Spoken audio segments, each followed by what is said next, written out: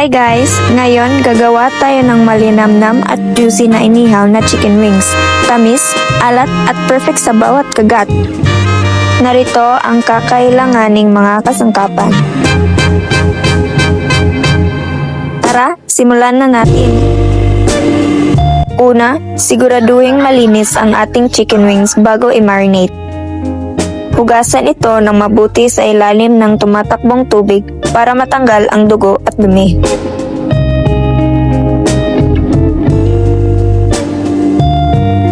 Patuluin ang tubig pagkatapos hugasan upang maalis ang mga dumi na humalo dito. Importante ito para mas ma-absorb ng marinade ang manok. Pagkatapos hugasan ng manok, pwede na nating ihanda ang mga aromatics tulad ng bawang, sibuyas at katas ng kalamansi.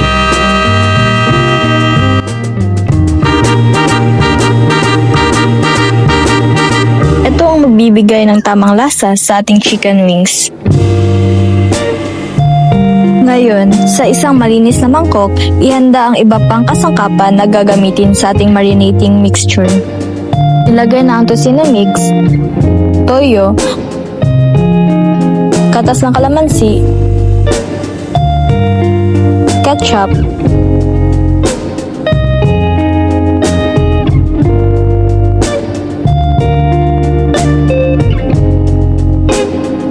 asukal na pula,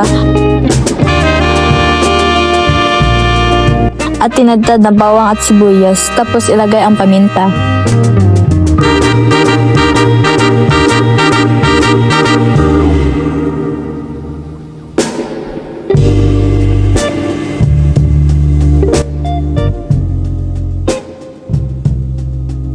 Paghanda na yung marinade, ihalo na natin ang chicken wings.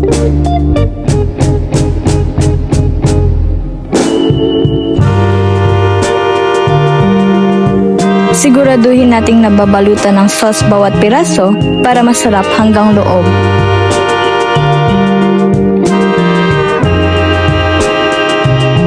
Pagkatapos, ibabad na natin ang manok ng magdamag. Yes guys, patience is key. Dito talaga lalabas yung flavor.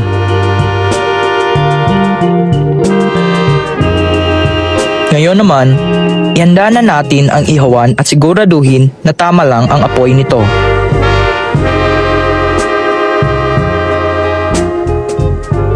Painitin natin ang ihawan sa katamtamang init upang hindi maging hilaw ang karne ng ating manok at masunog ang balat nito.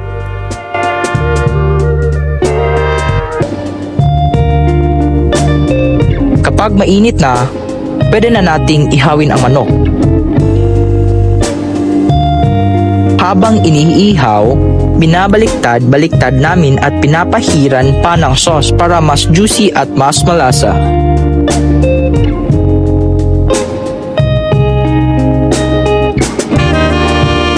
Nakakaaliw na nakakakaba ang prosesong ginawa namin dito. Faster! Uy, basto!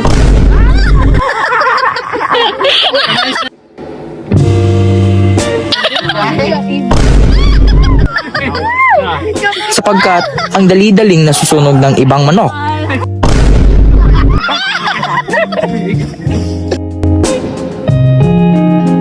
Optional ang prosesong ito. Ginawa namin ito dahil nasunog ang labas ng manok, ngunit hilaw pa ang loob. Kaya niluto namin ito muli.